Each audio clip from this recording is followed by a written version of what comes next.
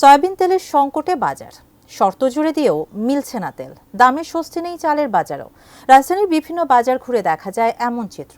মাহাদি সেকেন্দারের রিপোর্টে বিস্তারিত। বাজারে তেল ও চাল নিয়ে অস্থিরতা গত কয়েক মাস ধরেই চলছে। তবে সম্প্রতি বাজারে সয়াবিন তেলের সরবরাহ সংকট আরও প্রকট। বাড়তি দামেও মিলছে না প্রয়োজনীয় তেল, যা মিলছে তার সাথে বাধ্যতামূলকভাবে চা পাতা, আটা বা অন্য কোনো পণ্য কিনতে হচ্ছে। শিয়া বাটার ও ভিটামিন ই সমৃদ্ধ lily glam beauty soap. Lily, always beautiful.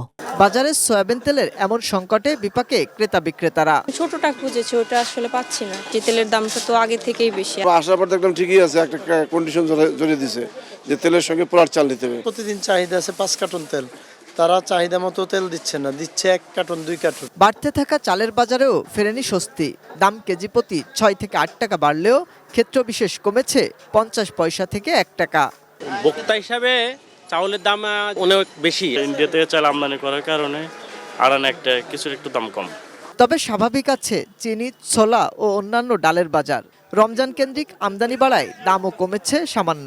1 KG কিনলেই কিন্তু বাজারের উপরে ওইরকম চাপটা পড়ে না। সরকার হয়তো ট্যাক্স উড়িয়ে দিছে কিংবা আমদানি হইতেছে ভালো, এই জন্য বাজার পড়তেছে। আর খেজুরে আমদানি শুল্ক কমলেও দাম বাড়তি থাকায় ক্ষোভ ক্রেতাদের। বিক্রেতারা দায় দিলেন আমদানিকারকদের। গতবারের থেকে 1 কার্টুনে মনে করেন প্রায় 900 টাকার মতো বেশি। এইবার মাহাদি সেকেন্দার, এটিএন নিউজ, ঢাকা।